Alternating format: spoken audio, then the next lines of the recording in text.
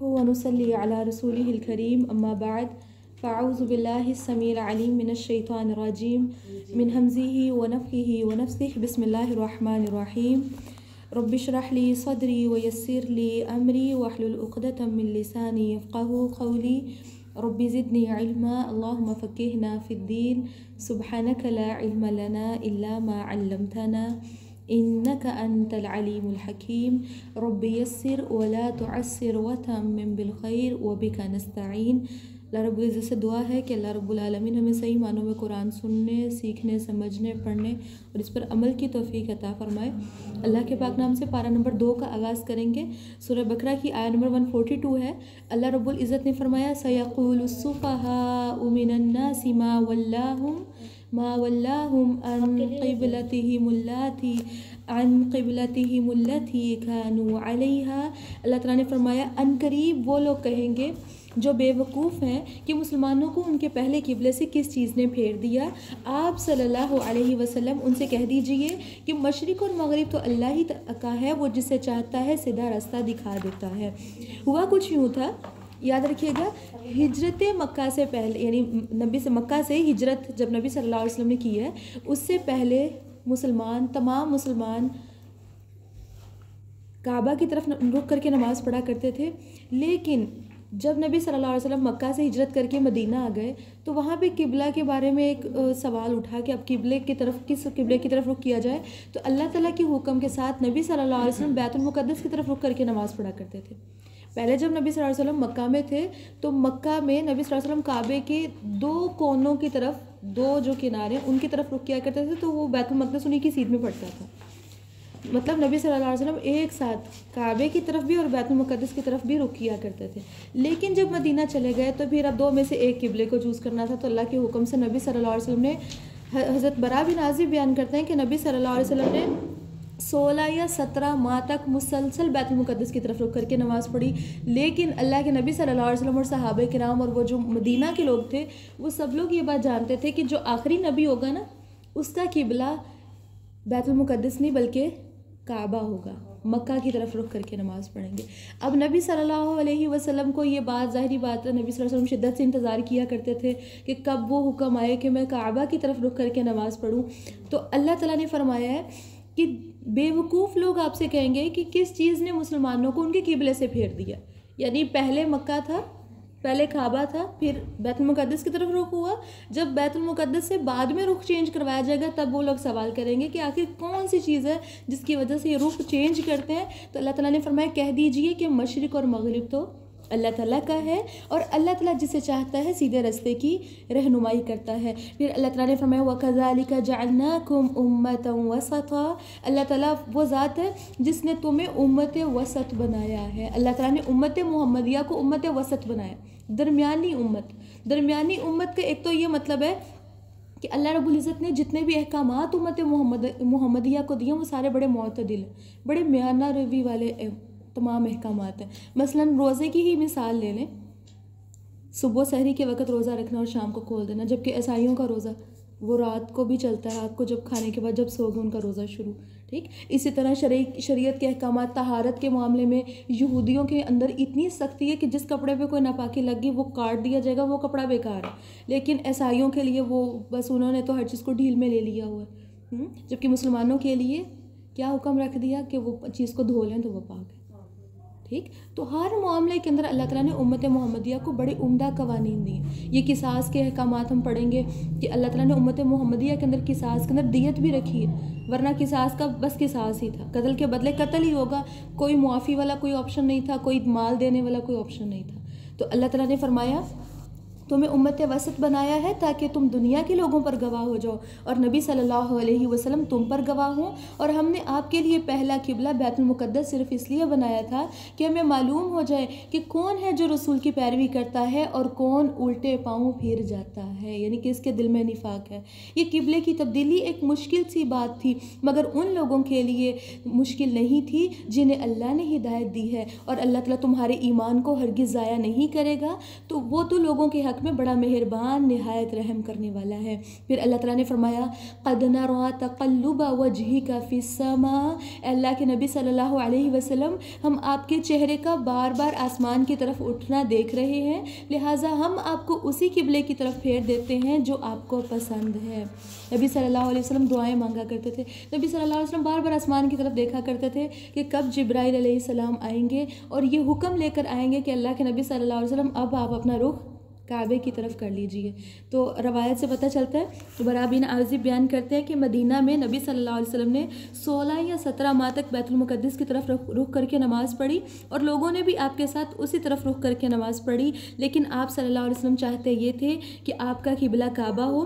चुनांचे एक दिन आप सल्लल्लाहु अलैहि वसल्लम असर की नमाज़ काबा की तरफ रुख करके पढ़ी और लोगों ने भी पढ़ी, यानी तहवील किबला का हुक्म आ गया था। फिर उनमें से एक शख्स जो आप सल्लल्लाहु अलैहि वसल्लम के पीछे नमाज़ पढ़ चुका था, वो ज़ाहिर बात है वापस जा रहा था तो रास्ते में उसने देखा कि किसी और मस्जिद में नमाज़ हो रही है और लोग असर की नमाज़ पढ़ रहे हैं। तो उसने कहा अल्लाह गवाह है, मैंने अभी नबी सल्लल्लाहु अलैहि वसल्लम के साथ मक्का यानी काबा की तरफ रुख करके नमाज़ पढ़ी है।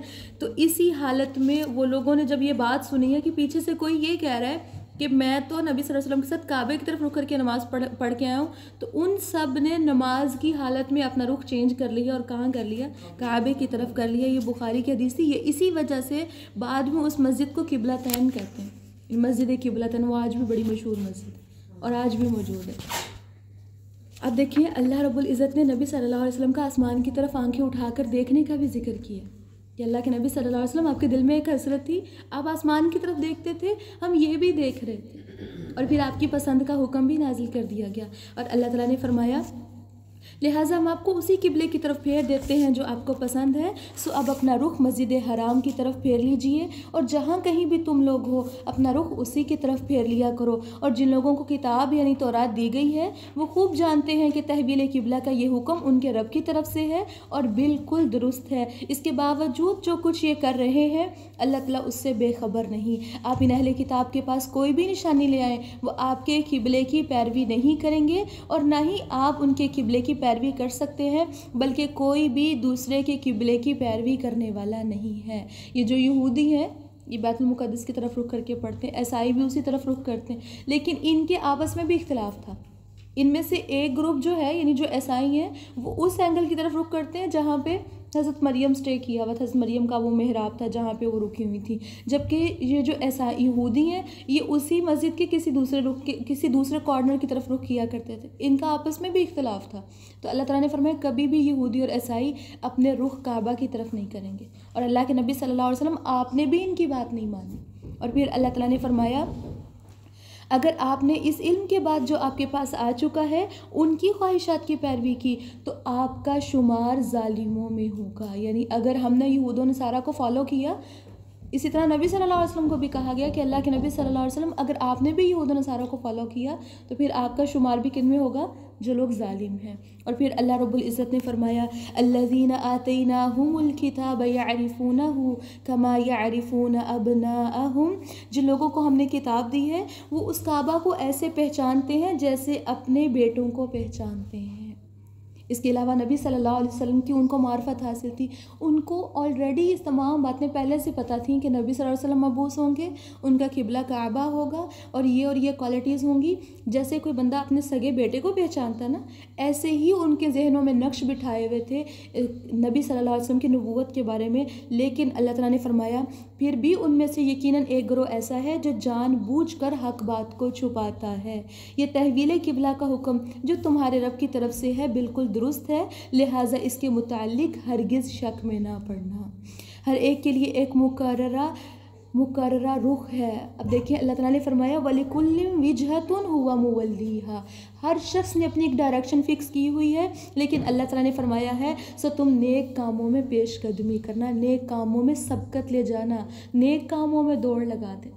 हर बंदे ने अपनी ज़िंदगी का एक टारगेट फ़िक्स किया हुआ है, हर बंदा किसी न किसी मकसद के लिए मेहनत करता है, हर किसी ने अपनी एक डायरेक्शन फ़िक्स की हुई है। लेकिन अल्लाह रब्बुल इज़्ज़त ने फरमाया तुम्हें अपनी डायरेक्शन किस मामले में फ़िक्स करनी है कि तुम नेकियों में एक दूसरे से आगे बढ़ जाओ, तुम नेकियों में सबकत ले जाके कहाँ पहुँच जाओ, जन्नत के आला और उम्दा दर्जे तक पहुँच जाओ। तो हमें भी नेकियों में सबकत ले जानी है।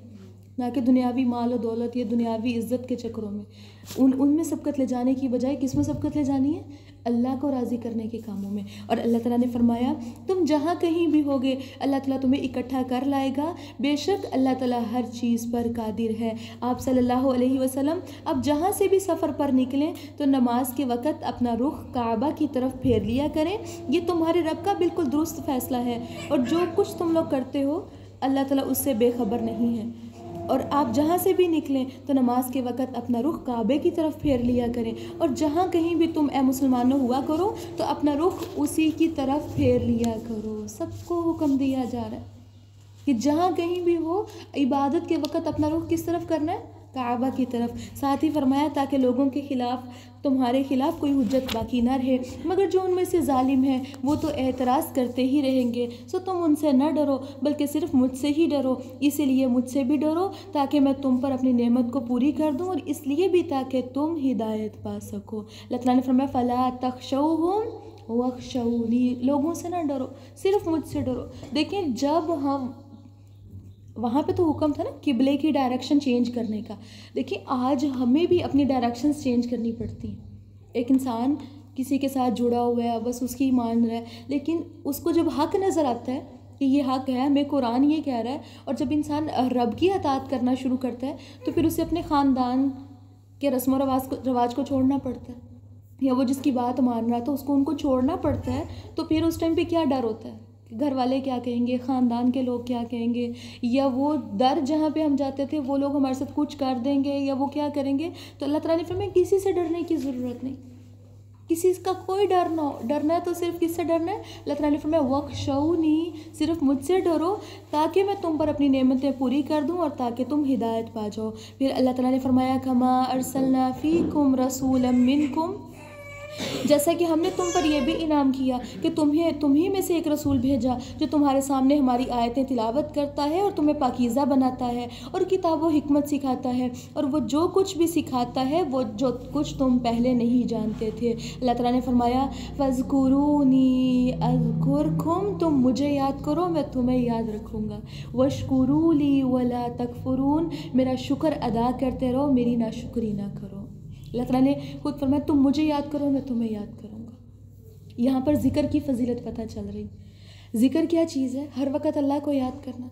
लेकिन दुनिया में क्या ये मुमकिन है कि हम किसी को अच्छे अल्फाज में याद करें और बदले में अगला बंदा हमें उसी वक्त अच्छे अल्फाज में याद करो? दुनिया में ये चीज़ पॉसिबल नहीं होती। पॉसिबल हम किसी को अच्छे अल्फाज में याद करें और अगला बंदा हमें बुरे अल्फाज में याद करो, ऐसे ही है ना। ये मुमकिन है वो याद ही ना करो, लेकिन अल्लाह रब्बुल इज़्ज़त ने फरमाया तुम मुझे याद करो मैं फ़ौरन तुम्हें याद करूँगा। जो बंदा जितना ज़्यादा ज़िक्र करता है वो उतना ज़्यादा अल्लाह के करीब भी होता है। हदीस से पता चलता है, नबी सल्लल्लाहु अलैहि वसल्लम से पूछा गया सबसे अफजल नमाज कौन सी है? तो अल्लाह के नबी सल्लल्लाहु अलैहि वसल्लम ने फरमाया जिसमें कसरत से अल्लाह को याद किया जाए, कसरत से अल्लाह का ज़िक्र किया जाए। फिर सहाबा ने पूछा कि अल्लाह के नबी सल्लल्लाहु अलैहि वसल्लम सबसे अफजल जिहाद कौन सा है? तो आप सल्लल्लाहु अलैहि वसल्लम ने फरमाया सबसे अफजल वो जिहाद है जिसमें कसरत से अल्लाह को याद किया जाए। सबसे अफजल रोज़े के बारे में पूछा गया कि सबसे अफजल रोज़ा कौन सा है? तो अल्लाह के नबी सल्लल्लाहु अलैहि वसल्लम ने फरमाया जिसमें कसरत से अल्लाह को याद किया जाए। फिर इसी तरह नबी सल्लल्लाहु अलैहि वसल्लम से अफजल हज और उम्रे के बारे में पूछा गया, तो आप सल्लल्लाहु अलैहि वसल्लम ने फरमाया सबसे अफजल हज और उम्रा वो है जिसमें कसरत के साथ अल्लाह रब्बुल इज़्ज़त को याद किया जाए, अल्लाह का जिक्र किया जाए। और फिर इसी तरह हदीस से पता चलता है जब एक इंसान अल्लाह को याद करता है, तस्बीहात करता है, ज़िक्र अज़कार करता है, तो उसकी वो अज़कार वो तस्बीहात ऊपर जाती हैं और अल्लाह के अर्श के पास शहद की मक्खी के बिन बिनाने की तरह बिन बिनाहट होती है उनकी, और अपने करने वाले का नाम लेती। वो आप इमेजिन करें हमारा नाम अल्लाह के अर्श के पास लिया जाए, लेकिन वो तस्बीह वही ऊपर तक पहुँचते जो हम समझ के करते। अल्लाह ताला से दुआ है कि अल्लाह रब्बुल आलमीन हमें हकीकतन ज़िक्र करने वाला बनाए, शुक्र करने वाला बनाए। और फिर फरमाया या अय्युहल्लज़ीना आमनुस्तईनु बिस्सब्रि वस्सलाह, ए लोगों जो ईमान लाए हो मदद तलब करो किस चीज़ के साथ? सब्र और नमाज के ज़रिए। बेशक अल्लाह ताला सब्र करने वालों के साथ है। और फरमाया जो लोग अल्लाह के रास्ते में शहीद हो जाएं तुम उन्हें मुर्दा ना कहो क्योंकि वो हकीकतन ज़िंदा हैं, मगर तुम उनकी ज़िंदगी की कैफियत को नहीं समझ सकते। शुहदा के बारे में नबी सल्लल्लाहु अलैहि वसल्लम ने फरमाया, शुहदा की रूहें सबज़ परिंदों के जिस्म में होती हैं और उनके लिए अर्श के साथ किंदीलें लटक रही होती हैं। ये रूहें जन्नत में जहाँ चाहती हैं सैर करती फिरती हैं, फिर इन किंदीलों में वापस आ जाती हैं। और हदीस से पता चलता है कि जब शहीद होता है, एक बंदे को शहादत की मौत मिलती है, तो उसको दर्द सिर्फ इतनी होती है जितनी सुई चुभने की होती है। इंजेक्शन लगने पे कितनी दर्द होती है, हल्की सी, ज़र्रा सी। और फिर इसी तरह उसके पहला खून का कतरा नीचे गिरने से पहले ही उसके तमाम सगीरा किबरा गुनाह माफ़ कर दिए जाते, सारे गुनाह माफ़ कर दिए जाते हैं और उससे हिसाब भी नहीं लिया जाएगा, बगैर हिसाब किताब उसको जन्नत में भेजा जाए। अल्लाह ताला से दुआ है कि अल्लाह रब्बुल आलमीन शहादत की मौत अता फरमाए। फिर अल्लाह ताला ने फरमाया, वलनब्लुवन्नकुम बिशैइन मिनल खौफि वल जू', फरमाया हम तुम्हें ज़रूर आजमाएंगे। किस चीज़ के साथ? खौफ के ज़रिए, फाके में मुब्तला करके, जान माल और फलों के नुकसान में मुब्तला करके तुम्हारी आजमाइश करेंगे। ज़मीन पे आए, दुनिया में आए, आजमाइश तो होके रहेगी। कभी खौफ होगा, खौफ किस चीज़ का? कभी किस चीज़ की टेंशन बैठ जाती है कि ऐसे ना हो जाए, कभी मुस्तकबिल का खौफ होता है, कभी जंग का खौफ, कभी किस चीज़ का खौफ। इसके अलावा फाका, अक्सर औकात फ़ाक़े में मुब्तला करके अल्लाह ताला आज़माते हैं बाज़ लोगों को, जबकि बाज़ औकात अल्लाह ताला माल और औलाद की कमी देकर उनका नुकसान हो जाता है। समटाइम्स माल छीन जाता है इंसान से, कभी औलाद में से कोई फौत हो जाता है, कोई दुनिया से चला जाता है, या कोई ऐसी बीमारी में मुब्तला हो जाते हैं, तो अल्लाह ताला ने फरमाया ये आजमाइश हो के रहेगी, ज़रूर ब ज़रूर आजमाइश होगी। लेकिन अल्लाह ताला ने फरमाया वो बशीरिस साबिरीन, सब्र करने वालों को खुशखबरी दे दीजिए। किस चीज़ की खुशखबरी? जन्नत की खुशखबरी। और इनको खुशखबरी कब देनी? अल्लाह ताला ने फरमाया ये कौन से लोग हैं सब्र करने वाले? अल्लज़ीना इज़ा असाबतहुम मुसीबा, फरमाया जब उन्हें कोई मुसीबत पहुंचती है तो वो फ़ौरन कहते हैं हम खुद भी अल्लाह के हैं, इन्ना लिल्लाहि व इन्ना इलैहि राजिऊन, हम भी अल्लाह की मिल्कियत हैं और उसी की तरफ लौट कर जाना है। ऐसे मोमिनों का सब्र करने वाले कौन होते हैं? जब उनका कोई नुकसान होता है, कोई चीज़ तबाह बर्बाद हो जाती है, तो वो क्या कहते हैं? अल्लाह ने दी थी, अल्लाह ने ले ली, हम भी अल्लाह के पास ही जाने वाले। ये जुमला ऐसा है कि इंसान को सब्र सिखाता है।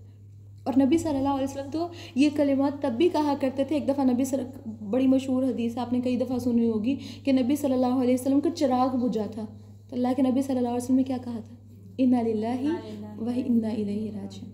तो अल्लाह ताला ने फरमाया यही वो लोग हैं जिन पर उनके रब की तरफ से रहमतें बरसती हैं, और फरमाया यही लोग हिदायत याफ्ता हैं। इन्न सफ़ा वल मरवता मिन शआइरिल्लाह, बेशक सफ़ा और मरवा तो अल्लाह की निशानियों में से है, लिहाजा जो शख्स काबे का हज करे या उम्रा करे फिर उस पर कुछ गुनाह नहीं, वो उन दोनों का तवाफ़ करे। और जो शख्स नेकी की रग़बत के ज़रिए कोई काम करेगा तो बेशक अल्लाह बड़ा कदरदान और हर बात को जानने वाला है। मिलता है कि सफ़ा और मरवा के ऊपर कुछ लोगों ने वो बुत रखे हुए थे, और इसके अलावा इन्होंने सफ़ा और मरवा का वो जो सई करनी थी वो छोड़ दी हुई थी। तो अल्लाह ताला ने फरमाया सफ़ा मरवा तो अल्लाह की निशानियों में से, अजीम निशानियों में से, तो फिर जो भी कोई हज करेगा या उम्रा करेगा उस पर कोई गुनाह नहीं कि वो इनका तवाफ़ करे। क्यों ये गुनाह का लफ्ज़ इसलिए आया है क्योंकि उस टाइम पे जब वहाँ पे बुत रखे हुए थे तो उसके बाद तो वो चक्कर लगाने का तो गुनाह समझा जाने लगा ना कि ये तो गलत काम है। लेकिन अल्लाह ताला ने फरमाया कोई हरज नहीं है, बल्कि ये तो एक नेकी। फिर देखें ये सफ़ा मरवा की चीज़ आई कहाँ से? एक औरत थी जिसने अपने बच्चे की खातिर वहाँ पे चक्कर लगाए थे, दौड़ी थी पानी की तलाश में, कुछ खाने को नज़र आ जाए, कुछ पीने को नज़र आ जाए।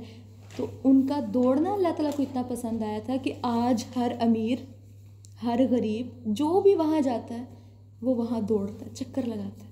अल्लाह ताला से दुआ है कि अल्लाह रब्बुल इज़्ज़त बार बार लेके जाए वहाँ पर। तो अल्लाह ताला ने फरमाया अल्लाह ताला बड़ा कदरदान, हर बात को जानने वाला है। इन्नल्लज़ीना यक्तुमूना मा अंज़लना मिनल बय्यिनात, जो लोग हमारे नाजिल करदा वाज़िह दलाइल और हदायत की बातें छुपाते हैं, जबकि हम उन्हें अपनी किताब में से सब लोगों के लिए खोल कर बयान कर चुके हैं। तो ऐसे ही लोग हैं जिन पर अल्लाह भी लानत करता है और लानत करने वाले भी लानत करते हैं। हज़रत अबू हुरैरा फरमाते हैं कि लोग कहते हैं कि अबू हुरैरा बहुत हदीसें बयान करता है, हालांकि असल बात यह है कि अगर किताबुल्लाह में ये 2 आयतें ना होती, यानी ये जो हमने अभी पढ़ी है 159 और इससे अगली 160, तो अल्लाह के नबी सल्लल्लाहु अलैहि वसल्लम वो के बारे में फरमाते हैं हज़रत अबू हुरैरा कि मैं नबी सल्लल्लाहु अलैहि वसल्लम की कोई भी हदीस बयान ना करता। अल्लाह ताला ने क्या वईद फरमाई है कि वो लोग जिनके पास हक़ का इल्म मौजूद है, दीन का इल्म मौजूद है, लेकिन वो हक़ को लोगों को नहीं बताते, दीन की बात आगे लोगों को शेयर नहीं करते, उन लोगों के लिए क्या है, अल्लाह ताला ने फरमाया लानत करते हैं उन पर।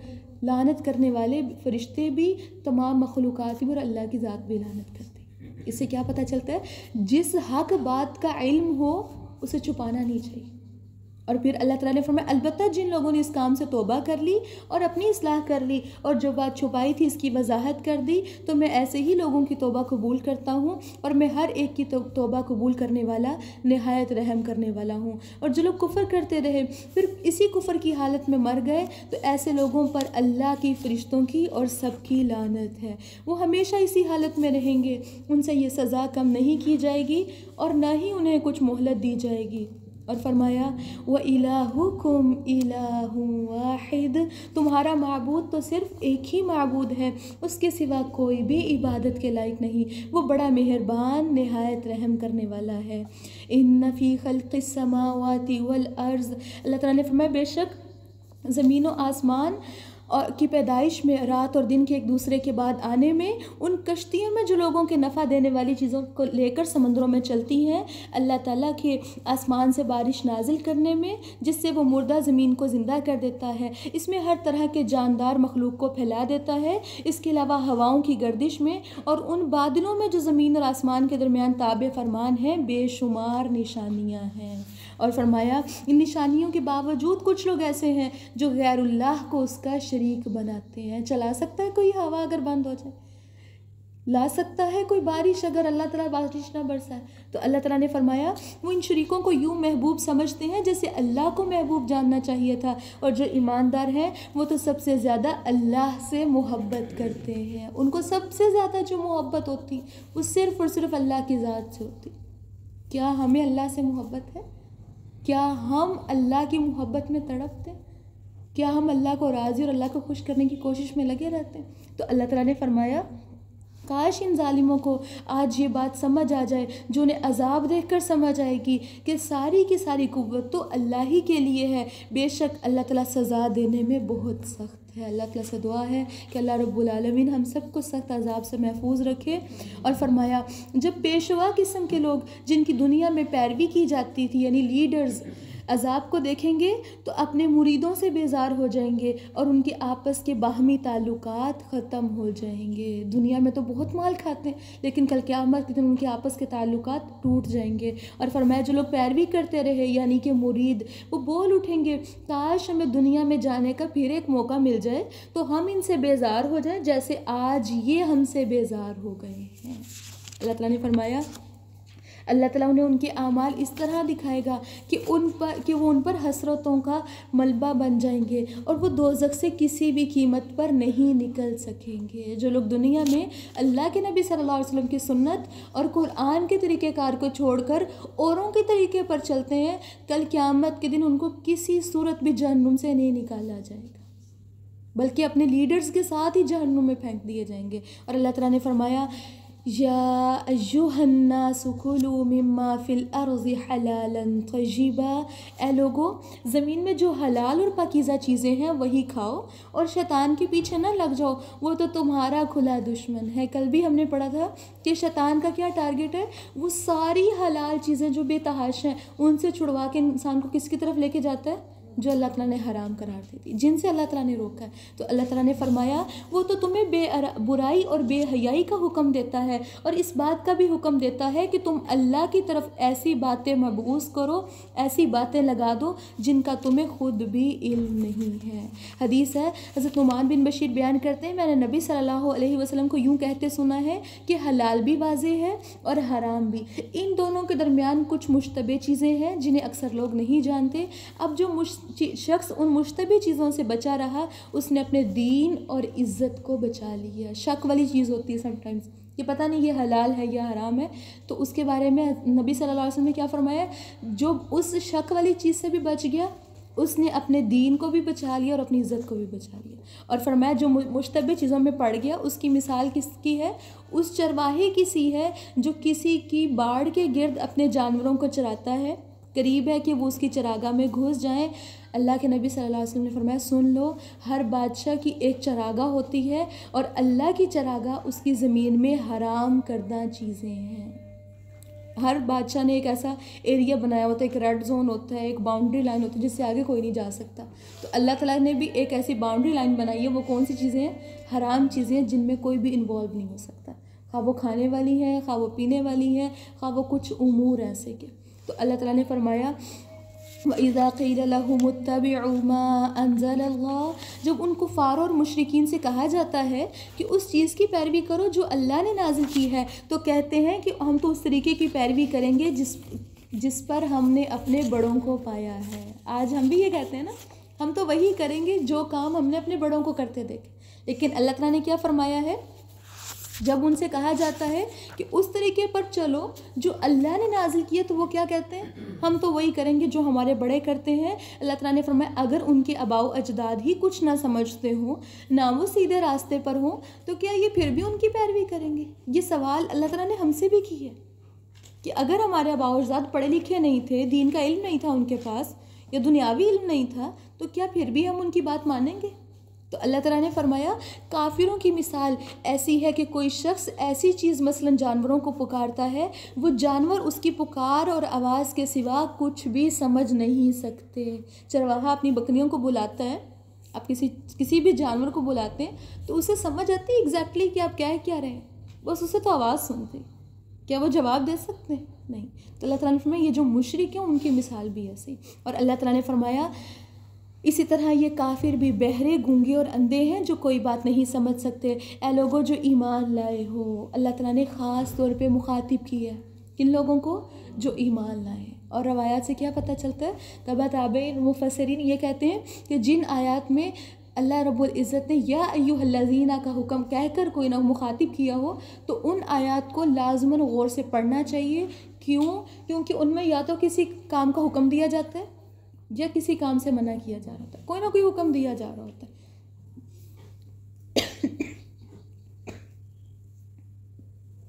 इस आयत में भी अल्लाह ताला ने ईमान वालों को मुखातिब करके हुक्म दिया है, या अय्युहल्लज़ीना आमनू कुलू मिन तय्यिबाति मा रज़क़नाकुम, ए लोगों जो ईमान लाए हो, अगर तुम अल्लाह की इबादत करने वाले हो तो पाकीज़ा चीज़ें जो हमने तुम्हें खाने को अता की हैं वो खाओ और अल्लाह का शुक्र अदा करो। उसने तो तुम पर सिर्फ़ मुर्दार, खून, खिंजीर का यानी सूअर का गोश्त हराम किया है, और हर वो चीज़ भी जो गैरुल्लाह के नाम से ज़िबाह कर दी जाए।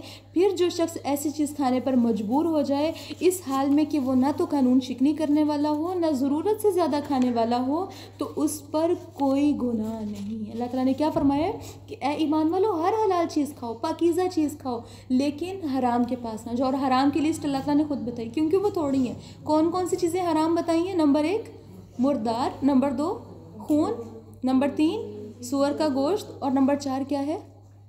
हर वो चीज़ जो गैरुल्लाह के नाम पर, अल्लाह के नाम के अलावा खा नबी सल्लल्लाहु अलैहि वसल्लम का नाम ले लिया जाए, खा फरिश्ते का नाम ले लिया जाए, खा इंसान का नाम ले लिया जाए, वो चीज़ हराम के ज़ुमरे में आती। लेकिन अल्लाह ताला ने फरमाया कि अगर किसी की जान का ख़तरा और उसके पास कोई और चीज़ नहीं है तो फिर वो उसमें से ज़रूरत के तहत ले ले, तो उस पर कुछ गुनाह नहीं। अब खून की बात की कि खून भी हराम है, तो हदीस से पता चलता है नबी सल्लल्लाहु अलैहि वसल्लम ने फरमाया 2 मुर्दार हलाल हैं, इसी तरह 2 खून भी हलाल है। 2 मुर्दार जो हलाल है वो है मछली और टिड्डी दिल। मछली मरी जाती है ना जब पानी से निकालते हैं, ठीक, इसी तरह वो टिड्डी दिल भी हलाल है, जबकि 2 खून भी हलाल हैं। और वो 2 खून कौन से हैं? कलेजी और तिल, वो जमे हुए खून। बहता हुआ खून दमम मसफूहा हराम है, लेकिन ये जमा हुआ खून जो कलेजी और तिली की फॉर्म में ये हलाल है। फिर आगे देखें, अल्लाह ताला ने फरमाया इन्नल्लज़ीना यक्तुमूना मा अंज़लल्लाहु मिनल किताब, जो लोग उन बातों को छुपाते हैं जो अल्लाह ने अपनी किताब में नाजिल की हैं और उस काम के बदले थोड़ा सा दुनियावी फ़ायदा हासिल करते हैं, ये लोग दरअसल अपने पेट में आग भर रहे हैं। क़यामत के दिन अल्लाह ताला ना तो उनसे कलाम करेगा, ना उनको गुनाहों से पाक करेगा, और उन्हें दुख देने वाला अजाब देगा। हदीस से पता चलता है वो शख्स जो झूठी कसम खा के माल बेचता है, और वो शख्स जो एहसान जितलाता है, किसी के साथ अच्छा करके बाद में एहसान जितलाता है, वो भी इन लोगों में शामिल होगा कि कल क़यामत के दिन अल्लाह ताला ना तो उससे कलाम करेंगे और ना ही उसके गुनाहों को उससे माफ़ करेंगे, उससे दूर करेंगे। और फिर अल्लाह ताला ने फरमाया उलाइका लज़ीना इश्तरवुज़्ज़लालता बिलहुदा, ये लोग, अल्लाह ताला ने फरमाया यही लोग हैं जिन्होंने हदायत के बदले गुमराही और मग़फ़िरत के बदले अज़ाब को ख़रीद लिया। ये लोग दोज़ख की आग पर कितना बड़ा सब्र करने वाले हैं, वहाँ पे सब्र करें या ना करें उनके लिए बराबर होगा। और फरमाया ये सब कुछ इसलिए हुआ कि अल्लाह ताला ने तो किताब हक़ के मुताबिक नाजिल की थी, मगर जिन लोगों ने इस किताब में इख्तिलाफ़ किया वो बदबख्ती में दूर जा पहुँचे। नेकी यही नहीं है कि तुम अपना रुख मशरिक़ या मग़रिब की तरफ फेर लो, अल्लाह ताला ने फरमाया, बल्कि असल नेकी ये है कि कोई शख्स अल्लाह पर, रोज़े क़यामत पर, फ़रिश्तों पर, किताबों पर और नबियों पर ईमान लाए और अल्लाह से मोहब्बत की खातिर। ये ईमान की डेफिनेशन बताई जा रही, नेकी बताई जा रही कि असल नेकी क्या है। फरमाया अल्लाह से मोहब्बत की खातिर अपना माल रिश्तेदारों, यतीमों, मिस्कीनों, मुसाफिरों, सवाल करने वालों और ग़ुलामी से निजात दिलाने के लिए ख़र्च करे, नमाज कायम करे और ज़कात अदा करे। नेकी, देखिए हम ये समझते हैं कि हम उस फ़िरके के साथ जुड़ जाएं या उस तरफ रुख कर लें या उस डायरेक्शन में चले जाएं तो शायद बस नेकी और हम जन्नत में पहुंच जाएंगे। अल्लाह ताला ने फरमाया नेकी वो नहीं है, वो सिर्फ वो नेकी नहीं, बल्कि असल नेकी तो ये है कि अल्लाह, उसके रसूल, सारी किताबों पर ईमान लाकर, आखिरत पर ईमान लाकर अपने माल में से भी खर्च करना। और किस किस को देना? रिश्तेदारों को, यतीमों, मिस्कीनों, मोहताजों, सबको। और फिर आगे फरमाया नमाज कायम करना, ये भी नेकी है। किसी फ़िरके के साथ जुड़ जाना जन्नत में नहीं ले जाएगा जब तक ख़ुद नमाज़ें कायम नहीं की होंगी। तो फरमाया नमाज कायम करे और ज़कात अदा करे। इसके अलावा नेक वो लोग हैं कि जब वादा करें तो उसे पूरा कर डालें, जैसी वादा करते हैं उसको पूरा करते हैं। और बदहाली, मुसीबत और जंग के दौरान सब्र करें, ऐसे ही लोग सच्चे हैं और यही लोग मुत्तकी हैं। फिर फरमाया या अय्युहल्लज़ीना आमनू कुतिबा अलैकुमुल क़िसासु फ़िल क़त्ल, ए लोगों जो ईमान हो, कत्ल के मुकदमात में तुम पर किसास को फ़र्ज़ किया गया है, किसास फ़र्ज़ कर दिया गया है। अगर कातिल आज़ाद है तो उसके बदले आज़ाद ही कत्ल होगा, ग़ुलाम के बदले ग़ुलाम कत्ल होगा और औरत के बदले औरत ही कत्ल की जाएगी। फिर अगर कातिल को उसके मकतूल भाई के किसास में से कुछ मुआफ़ कर दिया जाए तो मारूफ़ तरीके से खून बहा देना होगा और कातिल ये रकम बेहतर तरीके से मकतूल के वारिसों को अदा करे। ये दियत की अदायगी तुम्हारे रब की तरफ से रुखसत और उसकी रहमत है। यानी अगर किसी ने किसी का कोई कत्ल कर दिया और बदले में वो कत्ल नहीं कर रहे तो उसके बदले में उनको क्या करना होगा? खून बहा देना होगा। और अल्लाह ताला ने फरमाया ये जो खून बहा, जो 100 ऊँटों के बराबर है, ये खून बहा अल्लाह की तरफ से रुखसत और रहमत है। और फिर अल्लाह ताला ने फरमाया उसके बाद जो शख्स ज़्यादती करे उसे दर्दनाक अजाब होगा। वलकुम फ़िल क़िसासि हयातुन या उलिल अलबाबि लअल्लकुम तत्तक़ून, ए अहले अकल, तुम्हारे लिए किसास में ज़िंदगी है। किसास बज़ाहिर देखने में क्या लगता है कि कत्ल के बदले कत्ल हो रहा है, बंदा तो मार रहा है, तो इसमें ज़िंदगी कैसी? लेकिन हकीकतन किसास में ज़िंदगी है, क्योंकि जब एक बंदा, जब मुआशरे के लोग ये देखेंगे कि उसने एक कत्ल किया था और कत्ल के बदले में उसको कत्ल कर दिया गया, तो और भी बहुत से लोग कत्ल जैसे गुनाह से बचेंगे। कि अगर हमने किसी को इस अंजाम तक पहुंचाया तो हमारा अंजाम भी सेम होने है। तो इसीलिए अल्लाह ताला ने फरमाया कि किसास में तुम्हारे लिए ज़िंदगी है ए अकल वालों, ताकि तुम बच जाओ, ताकि तुम आइंदा मुआशरे की बिगाड़ से बच जाओ। और अल्लाह ताला ने फरमाया फिर इसी तरह तुम पर फ़र्ज़ किया गया है कि अगर तुम में से किसी को मौत आ जाए और वो कुछ माल दौलत छोड़ कर जा रहा हो तो मुनासिब तौर पर अपने वालिदैन और रिश्तेदारों के हक़ में वसीयत कर जाए। पहले तो पूरे ही माल की वसीयत करना ज़रूरी होता था, अभी आयत मनसूख हो चुकी है और अब अपने पूरे माल में से मरने वाला सिर्फ 1/3 माल की वसीयत कर सकता है, बाकी माल अल्लाह के बताए हुए कानून के मुताबिक रिश्तेदारों में तकसीम होगा। तो अल्लाह ताला ने फरमाया ऐसी वसीयत करना मुत्तकीन के ज़िम्मे है।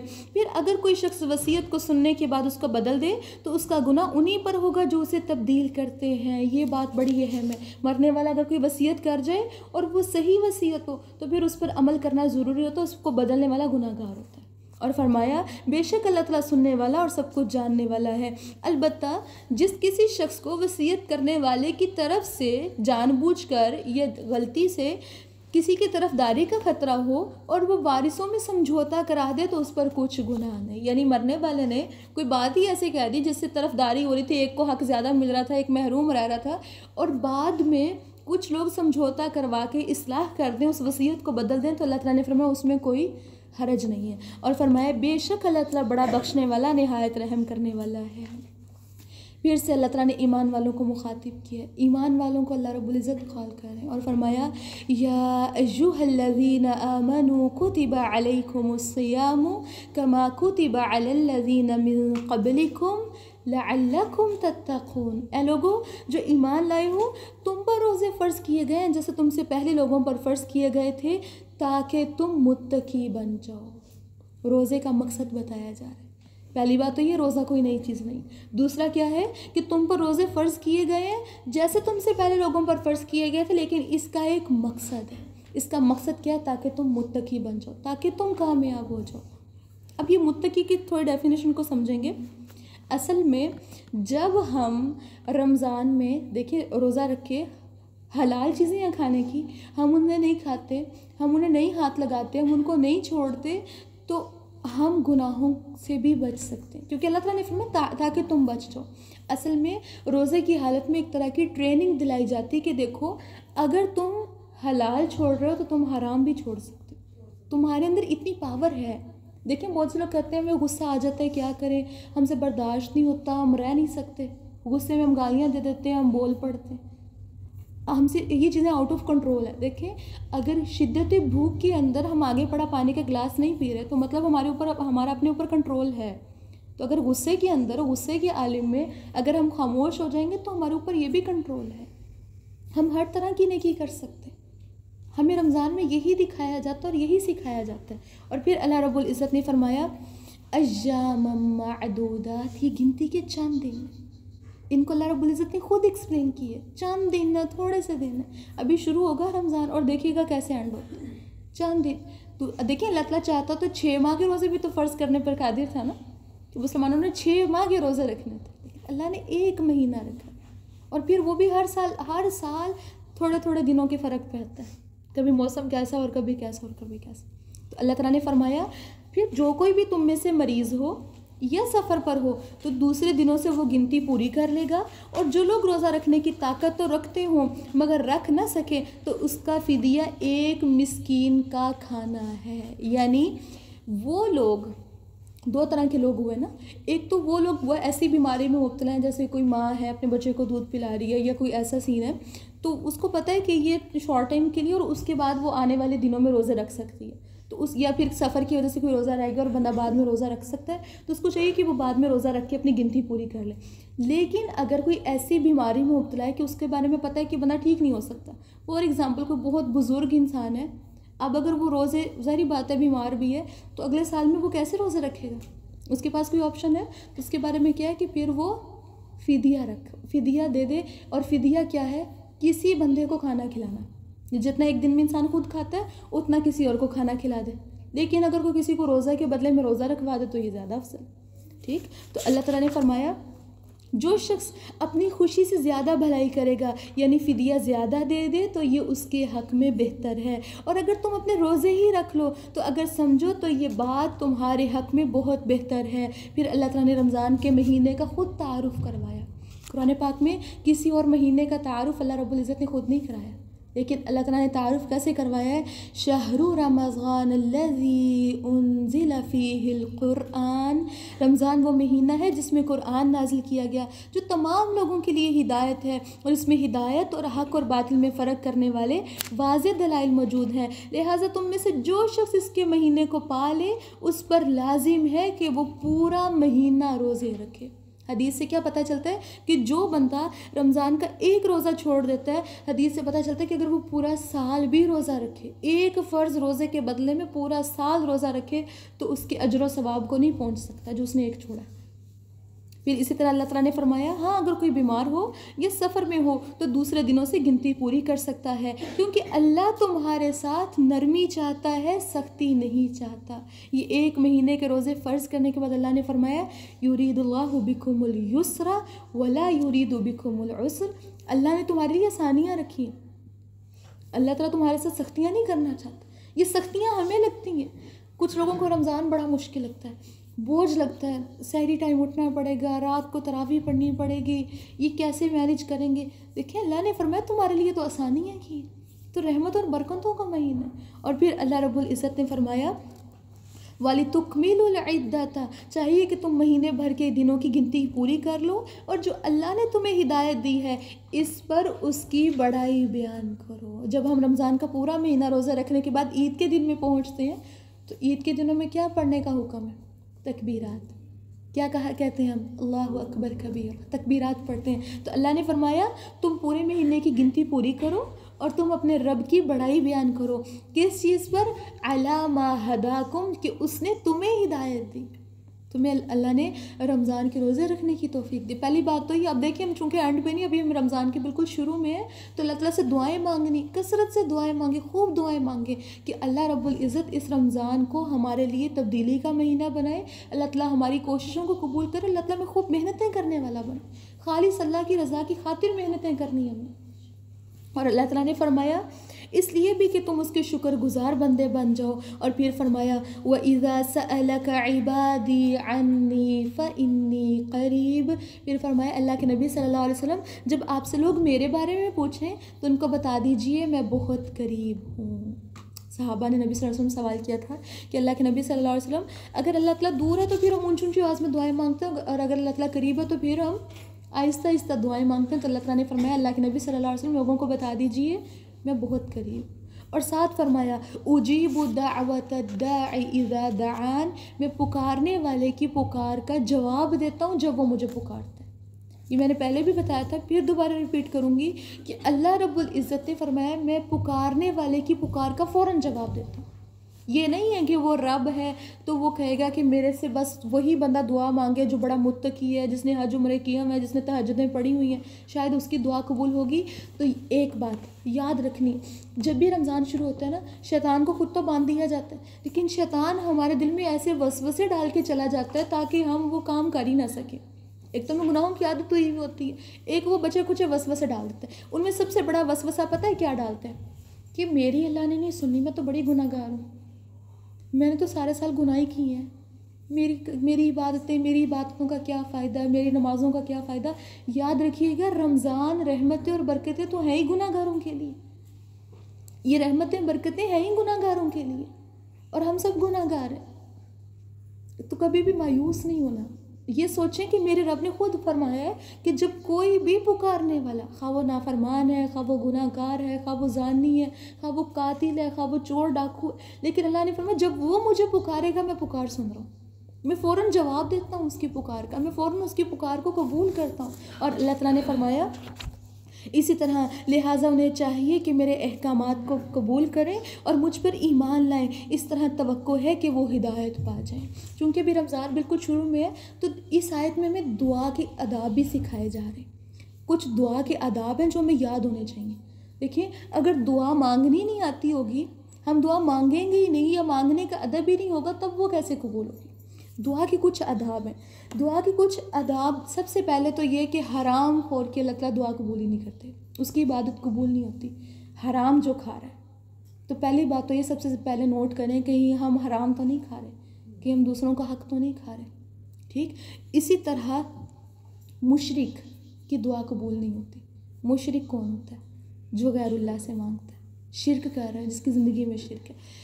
इसी तरह दुआ के आदाब में से ये है कि इंसान सबसे पहले दुआ मांगने से पहले अल्लाह की हम्दो सना बयान करे। जो भी अल्लाह की हम्दो सना के कलिमात आते हैं, ख़ास सूरत फातिहा ही पढ़ लें, ठीक। खा वो नमाज शुरू करने की जो दुआ इस्तिफ्ताह होती है बेशक वही पढ़ लें, सुब्हानकल्लाहुम्मा व बिहम्दिका व तबारकस्मुका व तआला जद्दुका व ला इलाहा गैरुक, बेशक यही पढ़ लें, सुब्हानल्लाहि वल्हम्दुलिल्लाहि व ला इलाहा इल्लल्लाहु वल्लाहु अकबर। इसके बाद दुरूद इब्राहिमी, क्योंकि हदीस से क्या पता चलता है, दुआ ज़मीन और आसमान के दरमियान मुअल्लिक रहती है जब तक दुरूद नबी सल्लल्लाहु अलैहि वसल्लम पर दुरूद ना भेजा जाए।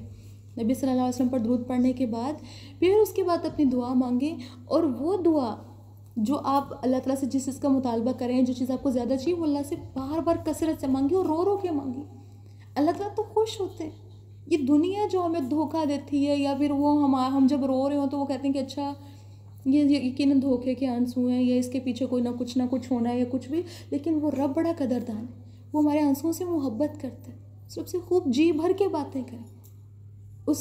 एक और चीज़, अपनी गलती और गुनाहों का एतराफ़ अपने रब के सामने करना है हमें। अपनी गलती और गुनाह का एतराफ़ करें अपने रब के सामने, अपने रब से पक्की सच्ची तौबा भी करनी है हमें। क्योंकि देखें, बाज़ औक़ात हमारी दुआएं कबूल नहीं हो रही होती, क्यों? क्योंकि हमारे गुनाह सेंटर में रुकावट बने हुए होते हैं, वो रुकावटें भी दूर करनी है। फिर जब भी दुआ मांगे, अपने लिए दुआ मांग रहे हैं, दूसरों के लिए लाजमन दुआ मांगे, क्योंकि हदीस से क्या पता चलता है, जब हम किसी और के लिए दुआ मांगते हैं तो एक फ़रिश्ता क्या कहता है, आमीन वलक बिलमिसल, अल्लाह कबूल कर और इसके लिए भी ऐसा ही है, तेरे लिए भी ऐसा ही हो। वो किसी ने बड़ी मशहूर बात है, शायद सुनी होगी, कि एक आदमी रोज़ अफ्तारी में बैठ के ऊंची ऊंची आवाज़ में दुआ मांगा करता था कि अल्लाह मेरे दोस्त की दूसरी शादी करवा दो। तो उसकी बीवी ने उसे रोका कि तुम अपने दोस्त के लिए दूसरी शादी की दुआ क्यों मांगते हो? तो उसने आगे से ये बताया था, क्योंकि मैं जानता हूँ कि फरिश्ता तब कहते हैं अल्लाह करे इसके साथ भी ऐसा ही हो जाए। तो उसने इस हदीस का बड़ा सही इस्तेमाल किया ना। तो कहने का मतलब ये है कि जब हम किसी और के लिए दुआ मांगते हैं तो वो दुआ हमारे हक़ में भी कबूल होती है। इसी तरह दुआ में अल्लाह ताला से सिर्फ पैसे ही ना मांगते रह जाएं, रिज़्क़ ही ना मांगते रह जाएं। अल्लाह के नबी सल्लल्लाहु अलैहि वसल्लम ने खुद इज्तिमाई दुआएं सिखाई हैं। अल्लाह ताला ने खुद दुआ इज्तिमाई सिखाई। वो कौन सी दुआ है? रब्बना आतिना फिद दुनिया हसना व फिल आखिरति हसना व क़िना अज़ाबन्नार। फिर इसी तरह जब हम दुआ के अंदर 3 दफ़ा अल्लाह ताला से जन्नत का सवाल करते हैं, 3 दफ़ा जन्नत का सवाल करते हैं, तो सही हदीस है, जन्नत खुद पुकार के कहती है कि अल्लाह बंदा तुझसे जन्नत का सवाल कर रहा है, तो इसे अता कर दे, तो अल्लाह ताला जन्नत की सिफारिश को कबूल करते। 3 दफ़ा जहन्नुम से पनाह मांगने के बारे में आता है कि तब जहन्नुम भी कहते हैं कि अल्लाह बंदे ने जहन्नुम देखी नहीं है, लेकिन फिर भी तुझसे पनाह मांग रहा है, तो इसकी दुआ को कबूल कर ले, तो अल्लाह ताला उसकी सिफारिश को भी कबूल फरमाते। अल्लाह ताला से दुआ है कि अल्लाह रब्बुल आलमीन हमें समझ अता फरमाए। फिर कभी भी दुआ मांगते वक्त ये नहीं सोचना चाहिए कि मेरी पता नहीं कबूल होती है कि नहीं होती। गारंटी और यकीन रख के मांगे कि मैंने मांग ली, मैंने अल्लाह के आगे हाथ उठा के कुछ कह दिया और अल्लाह तो सुन रहा है। अल्लाह ने खुद फरमाया उजीबु दाअवत दाई इज़ा दआन, मैं पुकारने वाले की पुकार को सुनता हूँ जब कभी भी वो मुझे पुकारता है। मैंने अल्लाह से बात कर ली, अल्लाह ने सुन ली और अल्लाह मुझे ज़रूर देगा। अल्लाह ज़रूर सुनता है क्योंकि वो हर वक्त सुनने वाला, वो तो जानता है हर वक्त। कुछ औकात ऐसे जिनके बारे में हदीस से पता चलता है कि दुआएं कबूल होती हैं। इनमें पता चलता है लैलतुल कद्र में दुआएं कबूल होती हैं, बहुत जल्द कबूल होती है, फ़ौरन। एक कहते हैं ना बहुत जल्द, ये नहीं है कि आम रूटीन में दुआएं कबूल होती हैं, लेकिन ये वो औकात है जिनमें बहुत जल्द कबूल होती। नंबर 1 पता चलता है लैलतुल कद्र में सजदे के वक़्त भी, सजदे में दुआएं कबूल होती। ये नहीं अब ऐसा ना हो कि आप फ़र्ज़ी सजदे के अंदर जाके उर्दू में दुआएं मांगने पढ़े हो, नहीं। सजदे में दुआ कबूल होती है, तो नफली सजदा या वैसे भी सजदे में जाके दुआ मांगी जा सकती है। इसी तरह जुमे के दिन वो एक घड़ी है स्पेसिफिक जिसमें दुआएं कबूल होती हैं। अज़ान और इकामत के दरमियान दुआ कबूल होती है, मज़लूम की दुआ कबूल होती है, बाप की दुआ कबूल होती है, रोज़ादार की दुआ कबूल होती है। और हमने क्या पढ़ा है कि रोज़ादार सुबह से लेकर शाम तक होता है, इंसान सारा दिन रोज़ादार रहता है ना, तो सारा दिन उसकी दुआएं कबूल होती हैं। इसी तरह अफ्तारी के वक़्त भी दुआ कबूल होती है और बारिश के वक़्त भी दुआ फ़ौरन कबूल होती है। बारिश से पहले भी नबी सल्लल्लाहु अलैहि वसल्लम ने दुआ सिखाई, बारिश के दरमियान भी, फिर बारिश के बाद के भी। तो इसी तरह कुरान पढ़ने के बाद भी, कुरान ये जो हम रोज़ पढ़ते हैं इसके बाद भी मांगी गई दुआ कबूल होती है और तकमील कुरान पर भी दुआएं कबूल होती हैं। फिर इसी तरह अल्लाह ताला ने फरमाया, आगे देखते हैं, ये इस टॉपिक को तो जितना देखते जाएंगे ही उतना डीप है। अल्लाह ताला से दुआ है कि अल्लाह रब्बुल आलमीन हमें इखलास वाली दुआएं मांगने की तौफीक अता फरमाए।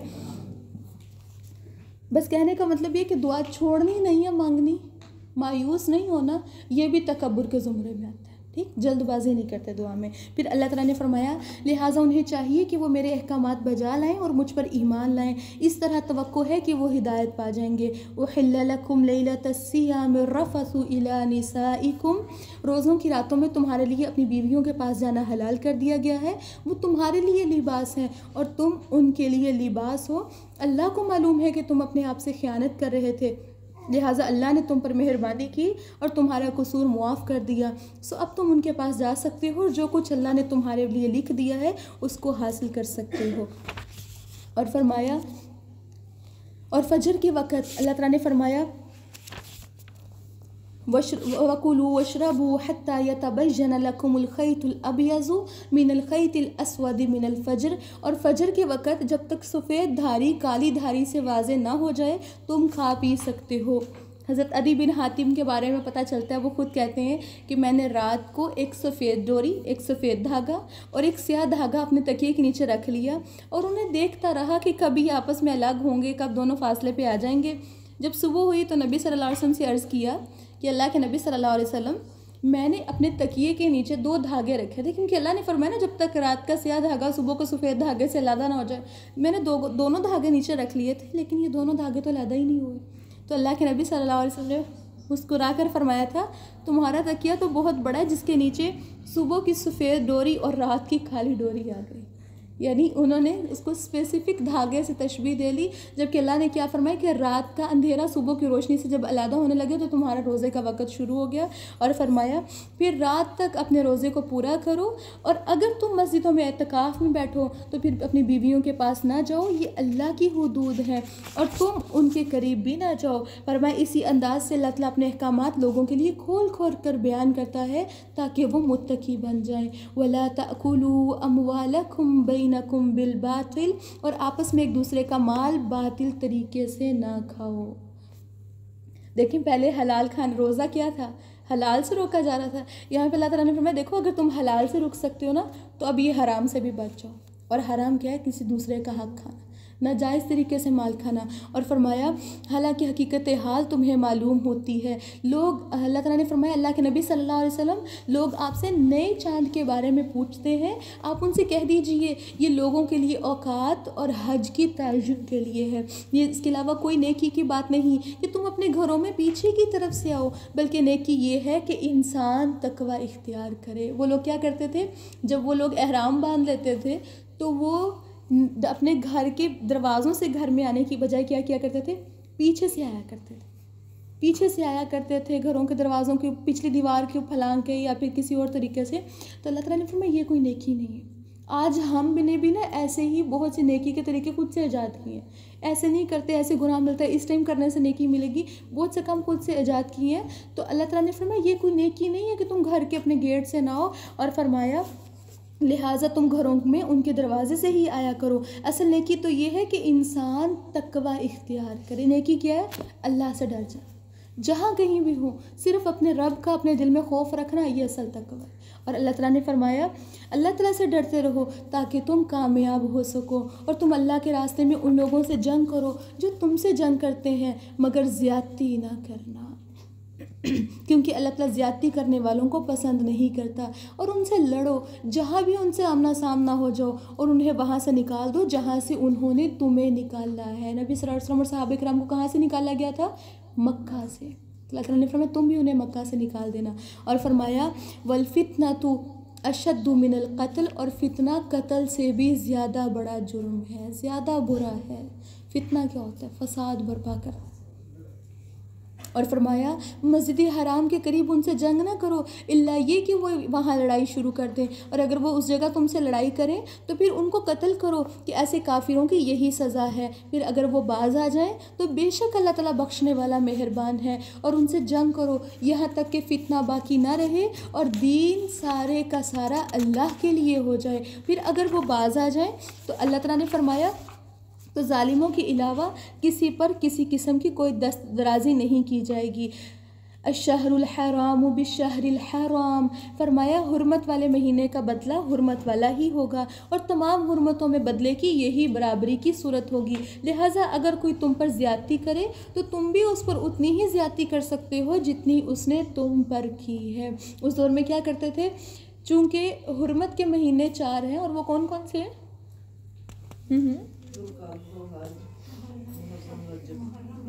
मुहर्रम, रजब, पहले रजब अकेला रख लें, जुल्क़ादा, जुल्हिज्जा और मुहर्रम, ये 3 इकट्ठे महीने। तो इन महीनों में जंग और किताल पर तो मुकम्मल पाबंदी थी। लेकिन ये लोग खुद से क्या करते थे, इन्होंने देखा कि इस महीने में हम जंग करते हैं तो कहते थे महीना चेंज कर लेते हैं। जैसे फॉर एग्ज़ाम्पल हम अब कहें कि हम इस महीने को मार्च नहीं समझते, ये हमारा दिसंबर है, जब दिसंबर आएगा तब हम मार्च गुजार लेंगे, तब उसका नाम, ये नाम आगे पीछे कर देते थे।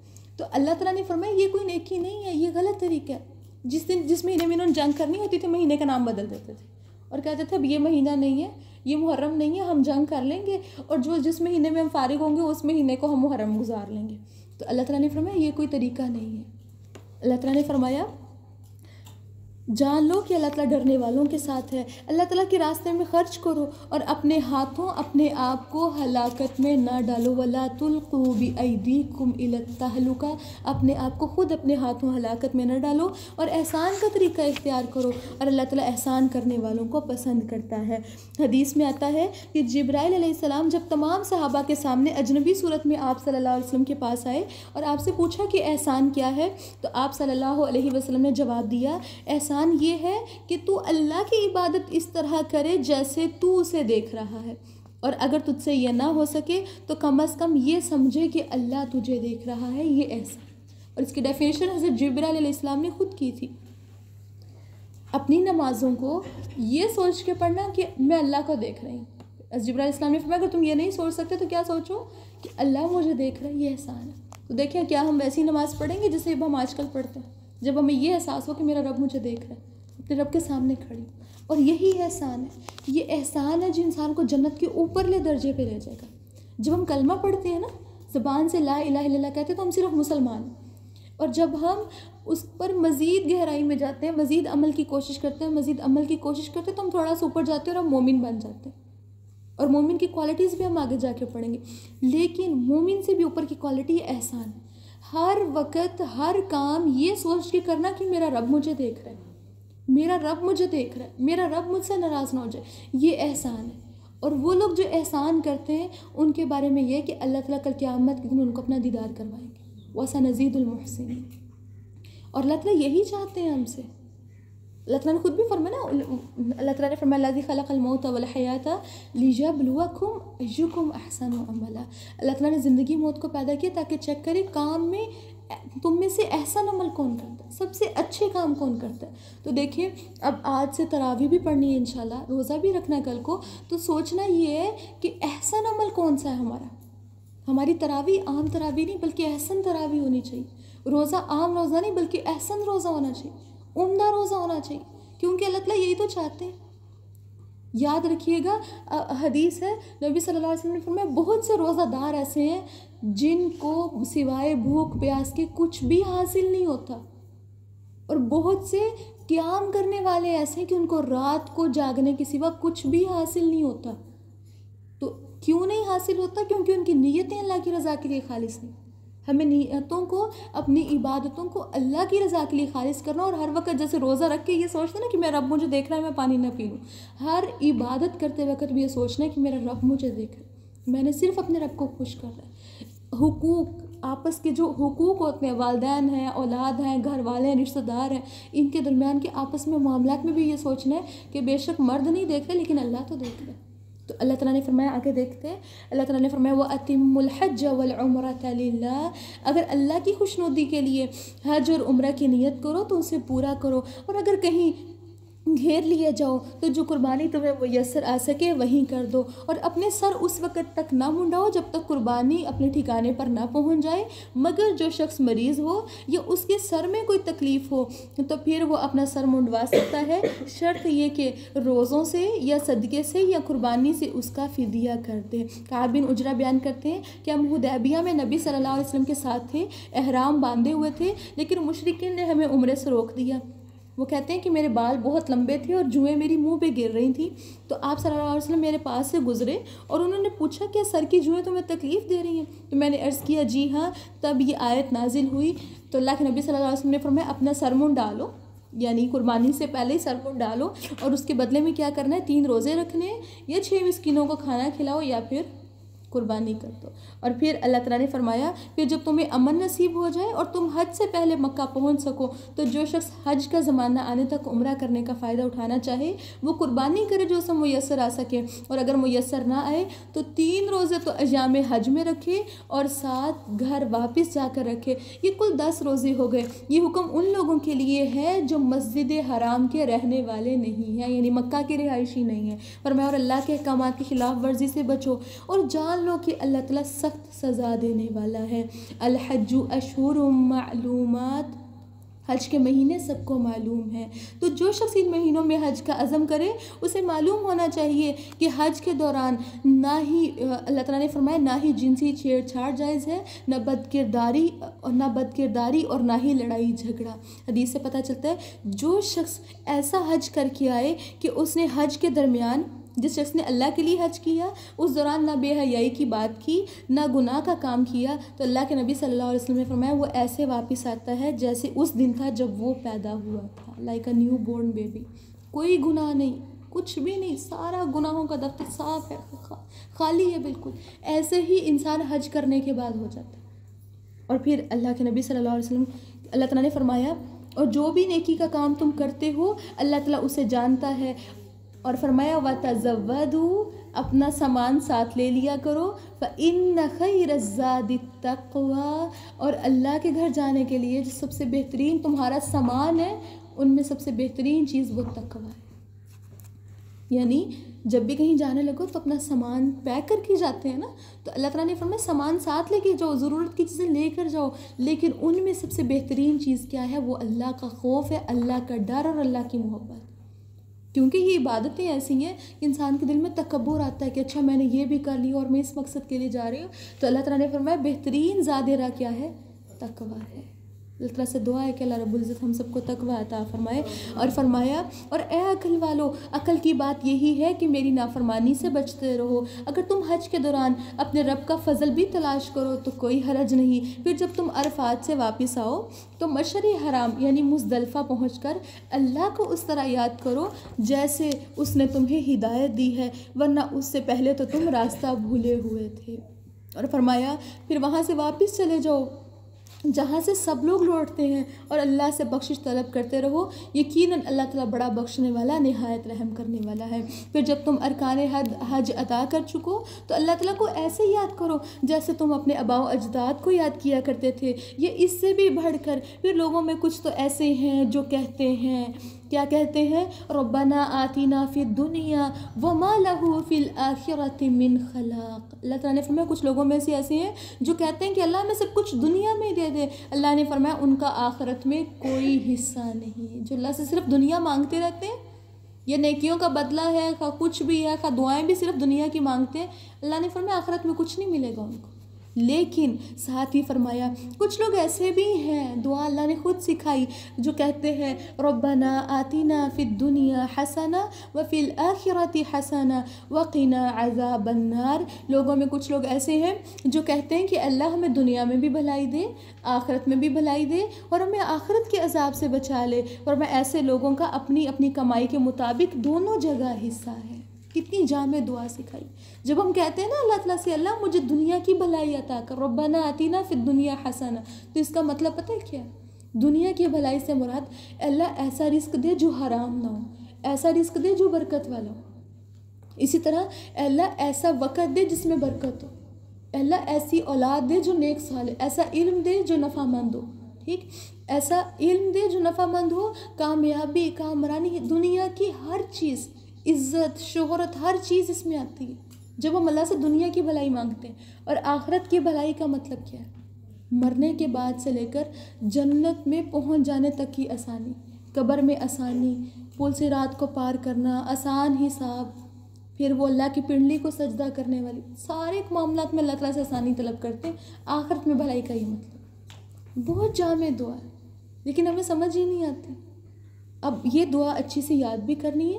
पहले बारे में भी एक दुआ थी, बल्कि दो दुआएं थी। एक दुआ थी रब्बना तक़ब्बल मिन्ना इन्नका अंतस समीउल अलीम, और एक और दुआ थी रब्बना अरिना मनासिकना व तुब अलैना वाली, कि अल्लाह में इबादत के तरीके सिखा।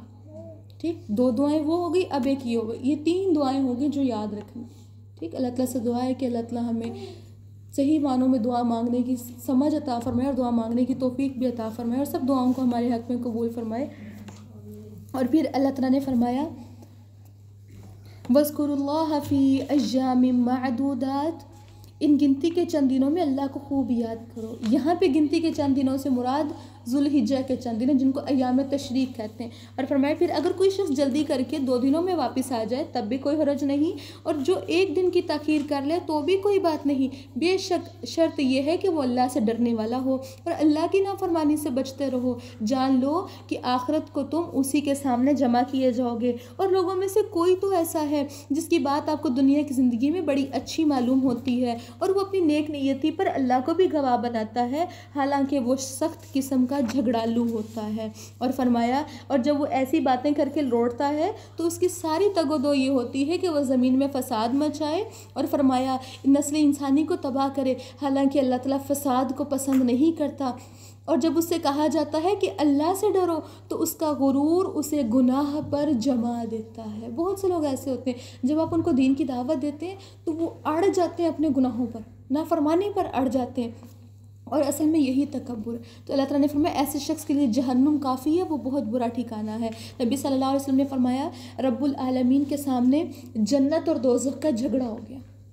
जन्नत कहने लगी रब्बुल आलमीन मेरा तो ये हाल है कि मुझ में तो वही लोग आ रहे हैं जो दुनिया में हकीर थे, नातवां थे, कमज़ोर थे।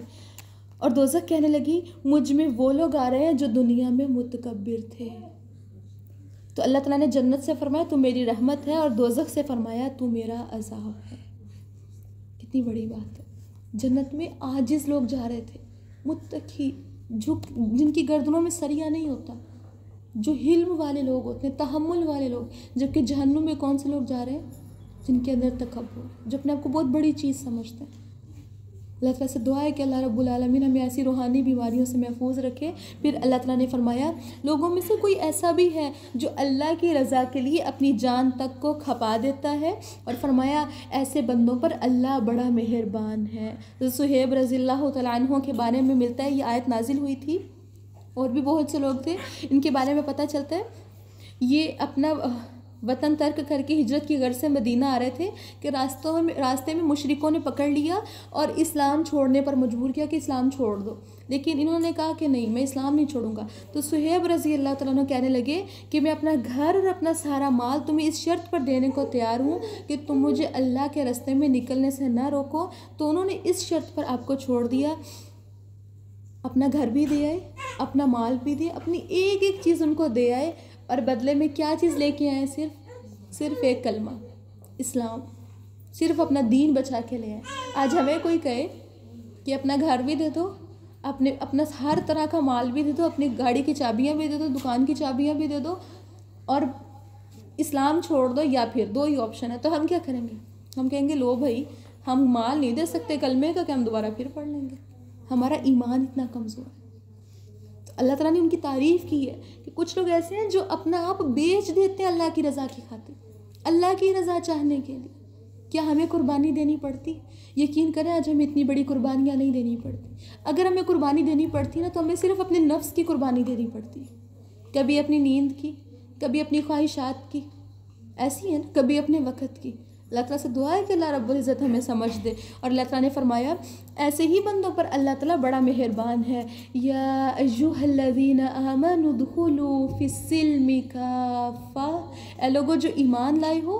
फिर से अल्लाह ने आपको और मुझे मुखातिब किया और फरमाया ए ईमान वालो इस्लाम में पूरे के पूरे दाखिल हो जाओ। इस्लाम में पूरे के पूरे दाखिल होने का क्या मतलब है? हर हुक्म पर अमल करो, अल्लाह ताला की खूब अताअत करो। हम किनारे पे खड़े होते हैं, जहाँ मर्ज़ी का हुक्म होता है वहाँ कबूल करते हैं, जहाँ मर्ज़ी नहीं होती वहाँ पीछे हट जाते हैं। तो अल्लाह ताला ने फरमाया और शैतान के कदमों की पैरवी ना करो क्योंकि वो तुम्हारा खुला दुश्मन है। फिर अगर रोशन दलीलें आ जाने के बाद तुम फिसल गए तो जान लो कि अल्लाह ताला सब पर गालिब भी है, हिकमत वाला भी है। ये लोग तो बस इस इंतज़ार में है कि अल्लाह ताला और फरिश्ते बादलों के साए में उनके पास आ जाएं और किस्सा ही ख़त्म कर दिया जाए। तमाम मामला तो अल्लाह की तरफ लौट कर जाएंगे। सल बनी इसराईल कम आतैनाहुम मिन आयतिन बय्यिना। अब बनी इसराइल से पूछ लीजिए कि हमने कितनी ही खुली खुली निशानियाँ उन्हें दी थी, फिर जो कौम अल्लाह की नेमत को पा लेने के बाद उसे बदल दे तो यकीनन अल्लाह ताला ऐसे लोगों को सख्त सज़ा देने वाला है। काफिरों के लिए दुनिया की ज़िंदगी बड़ी खुशनुमा बना दी गई है और वो ईमान वालों का मजाक उड़ाते हैं। हालांकि क़यामत के दिन यही मुत्तकी लोग उनसे बालातर होंगे। दुनिया में कौन मजाक उड़ाता है? दुनियादार मालदार लोग गरीबों का और दीन पर अमल करने वालों का मजाक उड़ाते हैं। आज भी हम उलमा का, दीन पर अमल करने वालों का मजाक उड़ाते हैं, लेकिन कल क़यामत के दिन मामला उलट हो जाएगा। कल क़यामत के दिन जिनका मजाक उड़ाया जाता था ना दुनिया में, वो मजाक उड़ाएंगे। और किन का उड़ाएंगे? जो दुनिया में बड़े मालदार थे, बड़े मगरूर थे, बड़े मुतकब्बिर थे।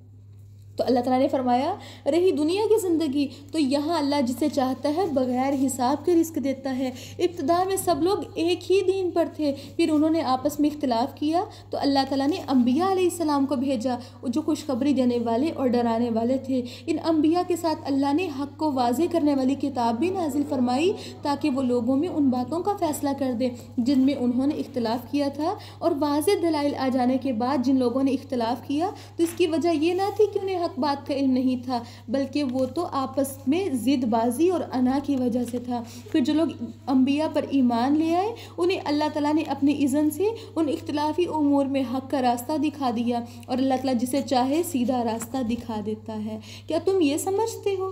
अल्लाह ताला ने फरमाया, अम हसीबतुम अन तदखुलुल जन्ना, क्या तुम ये समझते हो कि ऐसे ही जन्नत में भेज दिए जाओगे, जबकि तुम्हें अभी वो मुसीबतें नहीं पहुंची जो तुमसे पहले ईमान वालों पर पहुंची थी।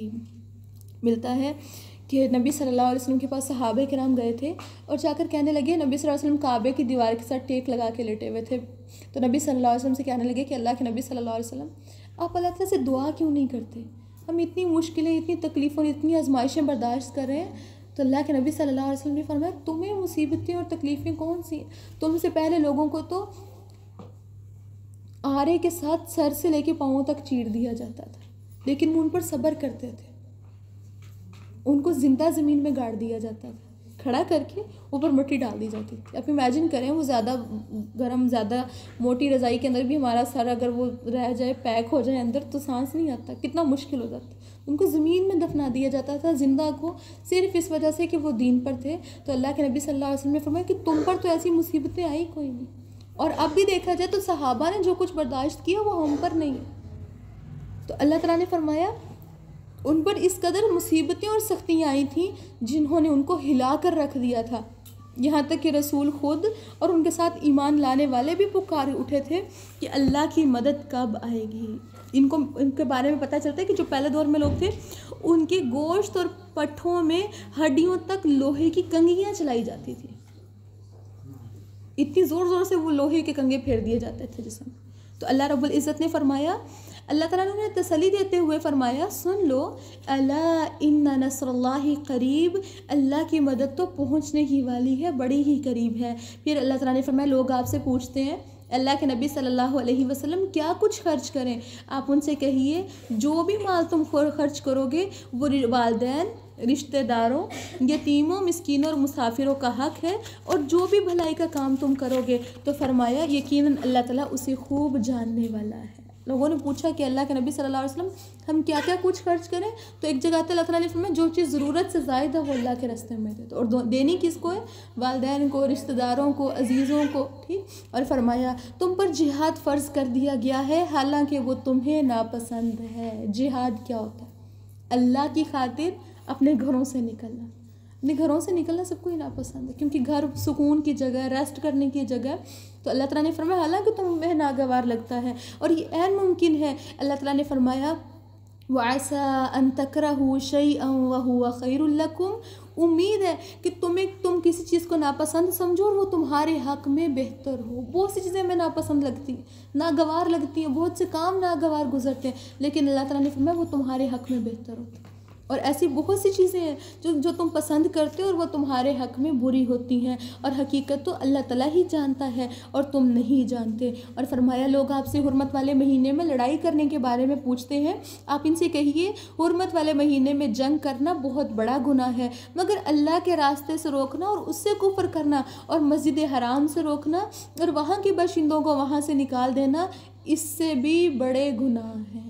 अल्लाह के घर से लोगों को निकालना, अल्लाह के घर में जाने पे पाबंदी लगाना, लोगों को दीन के रास्ते से रोकना, ये सबसे बड़ा गुनाह है, जंग से भी ज़्यादा बड़ा गुनाह है। देखिए, आपने किसी से जंग करके किसी को मार दिया, उसका तो आपने उसको दुनिया से निकाल दिया, दुनिया से फारिग कर दिया, लेकिन किसी की आखिरत तबाह करना, किसी को इबादत से रोक देना, किसी को कुरान से रोक देना, किसी को नमाज से रोक देना, आप क्या कर रहे हैं? आप उसको जन्नत से निकलवा के जहन्नुम में भिजवा रहे हैं एक तरह से, आप उसको जहन्नुम में धकेल रहे हैं। इससे बढ़ के कोई और गुनाह हो सकता है? इससे बढ़ के कोई और जुल्म और ज़्यादती हो सकती है? तो कभी भी नेकी के मामले में रुकावट नहीं बनना चाहिए। और अल्लाह ताला ने फरमाया, ये सब काम तुम करते रहो और ये लोग तो हमेशा तुमसे लड़ते रहेंगे, हत्ता कि अगर इनका बस चले तो तुम्हें तुम्हारे दीन से निकाल बाहर करें। और तुम में से अगर कोई अपने दीन छोड़ भी दे, फिर इस हालत में मरे कि वो काफिर ही हो, तो ऐसे लोगों के आमाल दुनिया और आखिरत दोनों में ज़ाया हो गए। यानी जो पहले मुसलमान था फिर मुर्तद हो गया, काफिर हो गया, तो उसने हालत इस्लाम में जो नेकियां की थी वो भी ज़ाया हो जाती हैं। और अल्लाह ताला ने फरमाया, यही लोग अहले दोज़ख हैं जो इसमें हमेशा रहेंगे। इसके अलावा जो लोग ईमान लाए और जिन्होंने हिजरत की और अल्लाह के रास्ते में जिहाद किया, वही अल्लाह की रहमत की उम्मीदवार हैं। पहले हिजरत मक्का से छोड़ के मदीना और फिर मदीना से वापस मक्का, दोनों जगह फतूहात हो गई। आज के दौर में हमें भी हिजरत नहीं करनी पड़ती।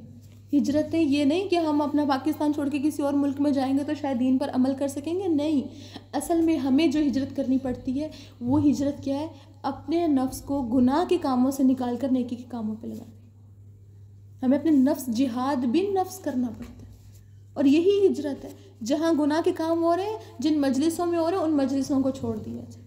तो अल्लाह ताला ने फरमाया, यही वो लोग हैं जो अल्लाह की रहमत की उम्मीदवार हैं और अल्लाह बड़ा बख्शने वाला, बड़ा रहम करने वाला है। और फरमाया, वो आपसे शराब और जुए के बारे में पूछते हैं। तो अल्लाह ताला ने फरमाया, अल्लाह के नबी सल्लल्लाहु अलैहि वसल्लम, आप इनसे कह दीजिए दोनों कामों में बड़ा ही गुनाह है, बड़े बड़े गुनाह ही है, और लोगों के लिए कुछ फ़ायदे भी हैं, आर्जी फ़ायदे मिलते हैं। फरमाया, मगर इनका गुनाह उनके फ़ायदे के मुकाबले में बहुत ज़्यादा है। इसके अलावा वो लोग आपसे पूछते हैं कि अल्लाह के रास्ते में क्या खर्च करें, तो अल्लाह ताला ने फरमाया, उनसे कहिए जो कुछ भी ज़रूरत से ज़ायद हो वो सब अल्लाह के रास्ते में खर्च कर दो। जो चीज़ें ज़रूरत से ज़ायद है और हमने समेट के रखी हुई है, जब हम दुनिया से चले जाएंगे तब क्या होगा बताइए? लोग ले जाएंगे, तो क्यों ना अपने हाथों से दे के हम उनका सदका कर दें, वो हमारे लिए अजर लिख लिया जाए। और फिर अल्लाह ताला ने फरमाया, इसी अंदाज से अल्लाह ताला अपने अहकामात तुम्हारे लिए खोल खोल कर बयान करता है ताकि तुम दुनिया और आखिरत दोनों के बारे में गौर व फिक्र करो। इसके अलावा वो यसअलूनका अनिल यतामा, लोग आपसे यतीमों के बारे में पूछते हैं, उनसे कहिए कि उनकी इस्लाह का तरीका इख्तियार करना बेहतर है, और अगर उन्हें अपने घर में अपने ही साथ रख लो तो वो तुम्हारे भाई हैं, और अल्लाह ताला इस्लाह करने वाले और बिगाड़ करने वालों को खूब जानता है। और अगर अल्लाह ताला चाहता तो इस मामले में तुम पर सख्ती भी कर सकता था कि तुम बस यतीम को रख भी नहीं सकते और उसका माल भी उसके हवाले करना है, लेकिन बेशक अल्लाह ताला साहिब इख्तियार और हिकमत वाला है। फिर फरमाया, वला तनकिहुल मुशरिकाति हत्ता युमिन, और मुशरिक औरतों से उस वक़्त तक निकाह न करो जब तक वो ईमान ना ले आए, और एक मोमिन लोंडी आज़ाद मुशरिका से बेहतर है, हाँ वो तुम्हें बहुत पसंद हो। और मुशरिक मर्दों से भी अपनी औरतों का निकाह ना करो जब तक कि वो ईमान ना ले आए, एक मोमिन ग़ुलाम आज़ाद मुशरिक से बेहतर है, हाँ वह तुम्हें अच्छा ही लगे। हदीस में आता है कि निकाह करते वक्त चंद चीज़ों को मद्देनज़र रखा जाता है। मसलन नंबर 1 क्या आता है?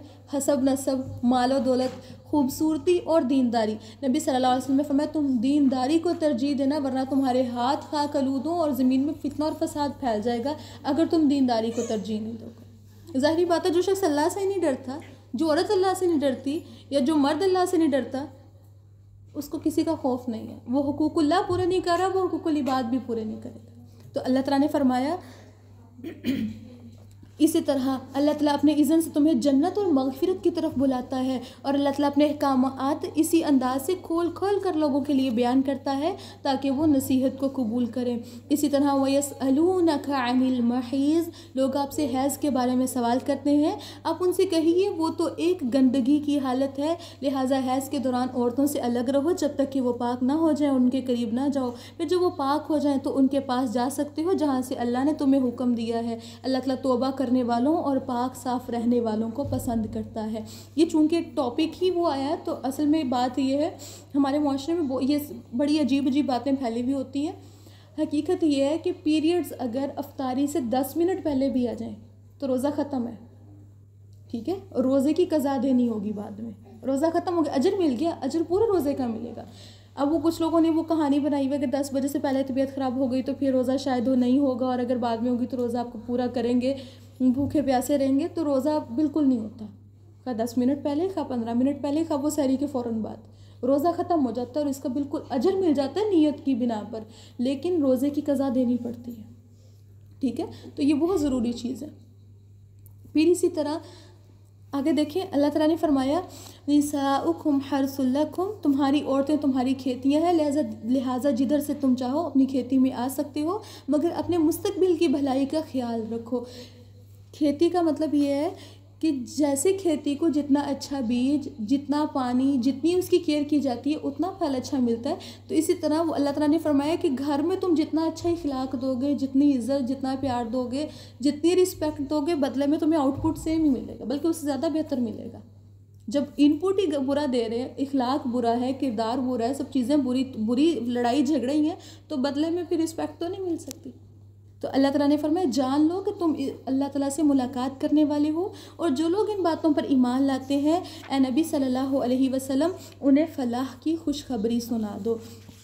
और फिर अल्लाह ताला ने फरमाया अपनी कस्मों को अल्लाह के नाम को अपनी कस्मों के लिए अल्लाह के नाम को ऐसी ढाल ना बनाओ कि तुम फ़लाँ नेकी का काम ना करोगे और फ़लाँ बुराई से नहीं बचोगे और लोगों के दरमियान सुलह और इस्लाह के काम नहीं करोगे। अल्लाह ताला सब कुछ सुनता और जानता है। मतलब ये है आयत का कि कोई अच्छा काम ना करने पर अल्लाह की कसम खाकर अल्लाह के नाम को बदनाम ना करो।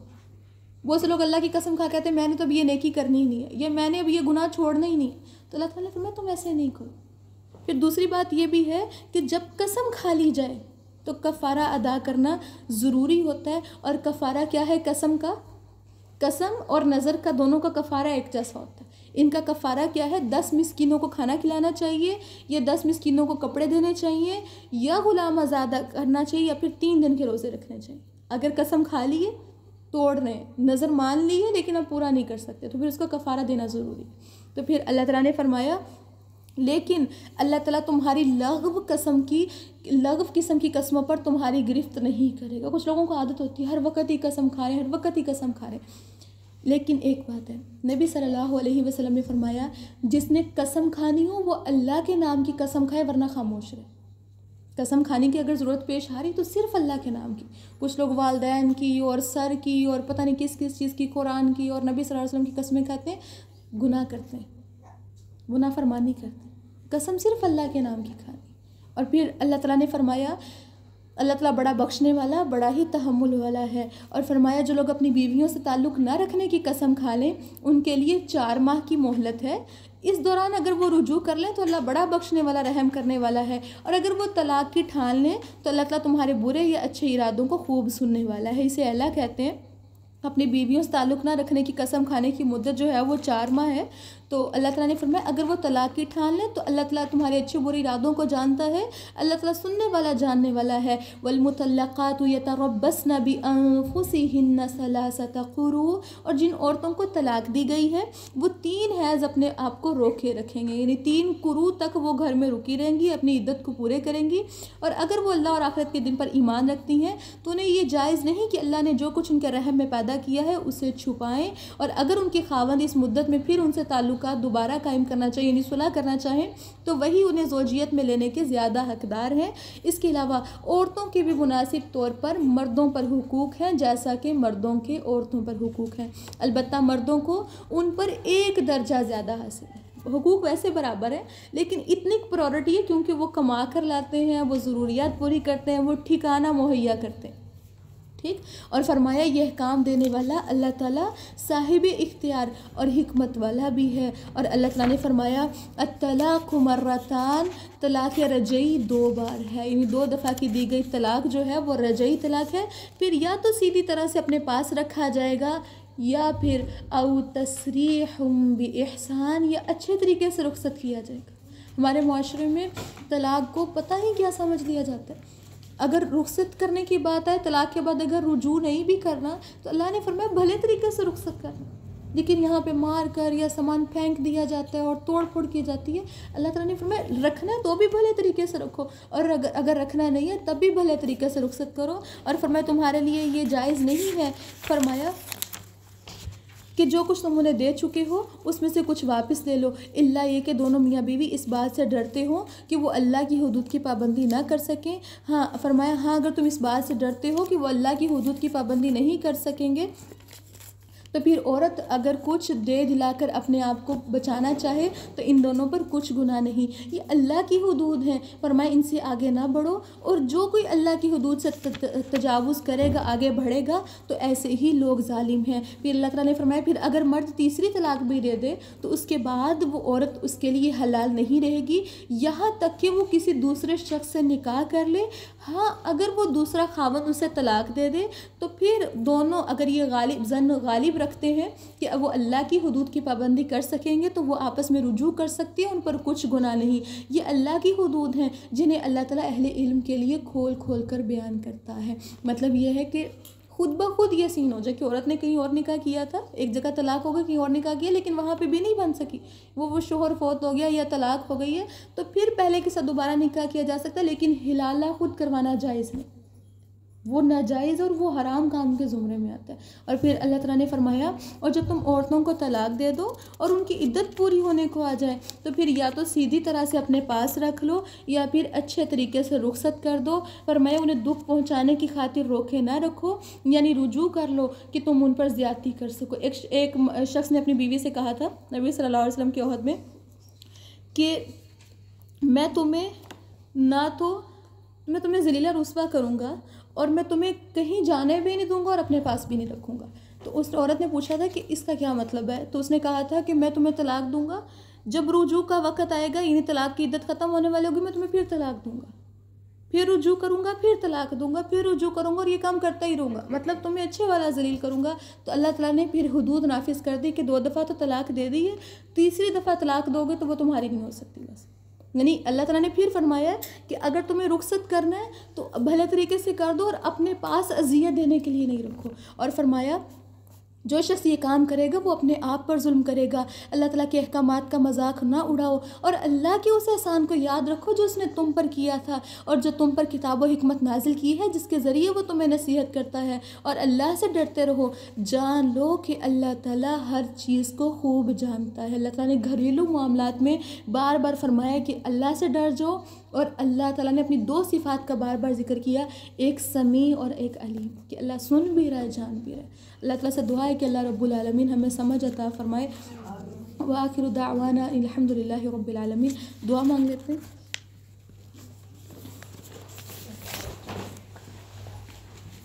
अल्लाहु अकबर कबीरा वल्हम्दुलिल्लाहि कसीरा व सुब्हानल्लाहि बुकरतन व असीला, सुब्हानल्लाहि बुकरतन व असीला, सुब्हानल्लाहि वल्हम्दुलिल्लाहि व ला इलाहा इल्लल्लाह वल्लाहु अकबर। अल्लाहुम्मा सल्लि अला मुहम्मद व अला आलि मुहम्मद कमा सल्लैता अला इब्राहीम व अला आलि इब्राहीम इन्नका हमीदुम मजीद। अल्लाहुम्मा बारिक अला मुहम्मद व अला आलि मुहम्मद कमा बारकता अला इब्राहीम व अला आलि इब्राहीम इन्नका हमीदुम मजीद। रब्बना ज़लमना अनफुसना व इन लम तग़फिर लना व तरहमना लनकूनन्ना मिनल ख़ासिरीन। रब्बना हब लना मिन अज़वाजिना व ज़ुर्रिय्यातिना क़ुर्रता अअयुन वजअलना लिलमुत्तक़ीना इमामा। अल्लाहुम्मा इन्ना नस्अलुका हुब्बका व हुब्ब मन युहिब्बुका व अमलन युक़र्रिबुना इला हुब्बिक। अल्लाहुम्मा तह्हिर क़ुलूबना मिनन निफ़ाक़ व अअमालना मिनर रिया व अलसिनतना मिनल कज़िब व अअयुनना मिनल ख़ियाना फ़इन्नका तअलमु ख़ाइनतल अअयुन व मा तुख़फ़ी सुदूर। या हय्यु या क़य्यूम बिरहमतिका नस्तगीस। अल्लाहुम्मा इन्ना नस्अलुकल जन्नतुल फ़िरदौस। अल्लाहुम्मा इन्ना नस्अलुकल जन्नतुल फ़िरदौस। अल्लाहुम्मा इन्ना नस्अलुकल जन्नतुल फ़िरदौस। अल्लाहुम्मा अजिरना मिनन नार। अल्लाहुम्मा हासिबना हिसाबन यसीरा। या हय्यु या क़य्यूम बिरहमतिका नस्तगीस या अरहमर राहिमीन। या रब्बुल आलमीन, या अल्लाह हमारे तमाम सगीरा कबीरा गुनाहों को माफ़ फरमा दीजिए। या रब्बुल आलमीन, या अल्लाह हम सबको अपने पसंदीदा बंदों में शामिल फरमा लीजिए। या रब्बुल आलमीन, या रब्बुल आलमीन आप हमें तौबतुन्नसूह की तौफ़ीक अता फ़रमा दीजिए। या रब्बुल आलमीन आप हम सब का यहाँ आना बैठना, कुरान पढ़ना, कुरान सुनना, कुरान सुनाना या रब्बुल आलमीन अपनी बारगाह में कबूल फ़रमा लीजिए। या रब्बुल आलमीन आप हम सब से राज़ी हो जाना। या रब्बुल आलमीन अल्लाह आप हमें कुरान सही तरीके से सीखने, समझने, इस पर अमल की तौफ़ीक अता फ़रमा दीजिए। अल्लाह कल क़यामत के दिन कुरान को हमारे हक़ में सिफ़ारिशी बना देना। या रब्बुल आलमीन या रब्बुल आलमीन जैसे हम कुरान की खातिर इकट्ठे होते हैं, अल्लाह आप ऐसे ही हमें जन्नतुल फिरदौस में इकट्ठा फ़रमा देना। या रब्बुल आलमीन या अल्लाह ये जितने भी हाथ उठे हुए हैं या रब्बुल आलमीन अल्लाह जो बीमार हैं उनको शिफ़ाए कामिला आजिला अता फ़रमा दीजिए। अल्लाह जो परेशानी में मुब्तला हैं अल्लाह आप उनकी परेशानियों को आसानियों और खुशहालियों में बदल दीजिए। या रब्बुल आलमीन ये उठे हुए हाथ हैं या रब्बुल आलमीन अल्लाह इन सब की इज़्ज़त में, सेहत में, माल और औलाद में, इल्म में, दीन में या अल्लाह वक़्त में बरकतें अता फ़रमा दीजिए। या रब्बुल आलमीन या अल्लाह आप हम सबको जहन्नुम के अज़ाब से बचा लीजिए। या अल्लाह कब्र के अज़ाब से बचा लेना। या रब्बुल आलमीन आप हम सबको जन्नतुल फिरदौस में इकट्ठा कर देना। अल्लाह आप हम सबको अपना दीदार अता फ़रमा देना। या रब्बुल आलमीन हम आपसे हर उस खैर का सवाल करती हैं जिस खैर का सवाल नबी सल्लल्लाहु अलैहि वसल्लम ने आपसे किया। या अल्लाह हर उस शर से आपकी पनाह मांगती हैं जिस शर से नबी सल्लल्लाहु अलैहि वसल्लम ने आपसे पनाह मांगी।